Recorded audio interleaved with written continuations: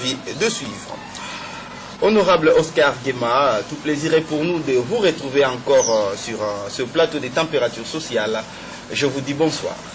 Bonsoir, monsieur le journaliste. Et nous vous avons suivi, c'est-à-dire votre intervention à l'Assemblée nationale, au cours de la séance plénière du jeudi 23 octobre dernier, où vous avez pris parole pour parler de l'électricité et de l'eau. Et c'est une préoccupation majeure, comme je l'ai dit tout à l'heure dans mon introduction, étant donné que ça a été placé aussi par le président de la République parmi les 5 chantiers.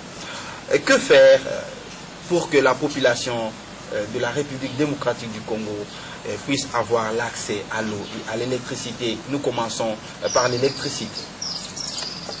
Oui, monsieur le journaliste, je crois que vous-même vous l'avez dit en préambule, c'est que l'accès à l'eau, à l'électricité, ce sont des indicateurs importants, notamment en ce qui concerne le développement social de la population. C'est pourquoi,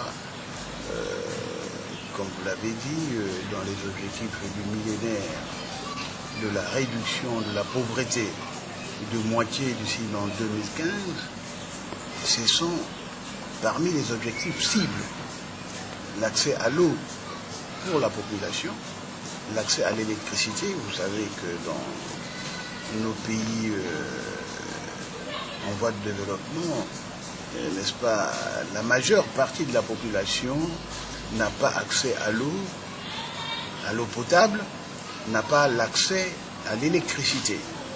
Alors le paradoxe, c'est que quand vous regardez un pays comme le nôtre, nous avons des cours d'eau partout. Prenons le cas tout simplement d'ici, de Kinshasa.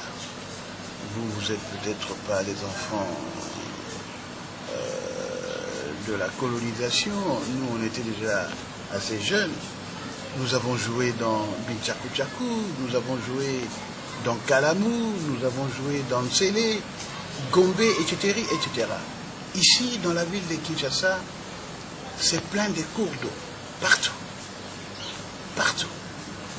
Alors, à un moment donné, quand vous regardez l'histoire, vous verrez que, tenant compte justement de ce paradoxe, où il y a des cours d'eau, il n'y a pas d'eau pour la population, le colonisateur a joint, n'est-ce pas, l'utile à l'agréable, c'est-à-dire il allait crescendo l'administration, mais également, n'est-ce pas, ça lui importait l'accès à tous ces indicateurs, l'eau, l'électricité, c'est-à-dire à chaque fois qu'il balisait l'administration, il essayait aussi de baliser l'accès à l'eau, à l'électricité pour la population.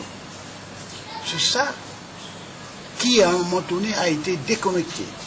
Aujourd'hui, il y a des quartiers, des pans entiers des quartiers où il n'y a pas l'eau, des pans entiers des quartiers où il n'y a pas l'électricité. C'est pas normal. Donc l'urbanisation de la ville n'a pas suivi, et ne parlons pas de tout le pays. Et nous avons à notre disposition ces entreprises que j'ai épinglées, la Régie des eaux, la Société nationale d'électricité. Ils ont en charge ces services qui ont un impact social, concret, véritable. Et en revenant justement à la Régie des eaux, la Régie des eaux a comme rôle, et je l'ai souligné, le captage de l'eau, son traitement, son transport et sa commercialisation. Alors, épingler tout simplement le mot captage de l'eau, parce que les gens ne comprennent pas. C'est-à-dire, en faisant la comparaison avec les pays du Sahel, par exemple, comme la Mauritanie ou comme le Burkina, ce sont des pays du Sahel où l'eau est difficile à avoir. Et dans notre pays, l'eau est là. Donc l'investissement pour avoir l'eau est moins onéreux. Mais on n'a pas d'eau. C'est ça le paradoxe. C'est ça le paradoxe. Et je me dis, il y a quelque chose qui ne va pas. Et qu'est-ce qui ne va pas? C'est tout simplement la bonne gouvernance. Et quand entendez-vous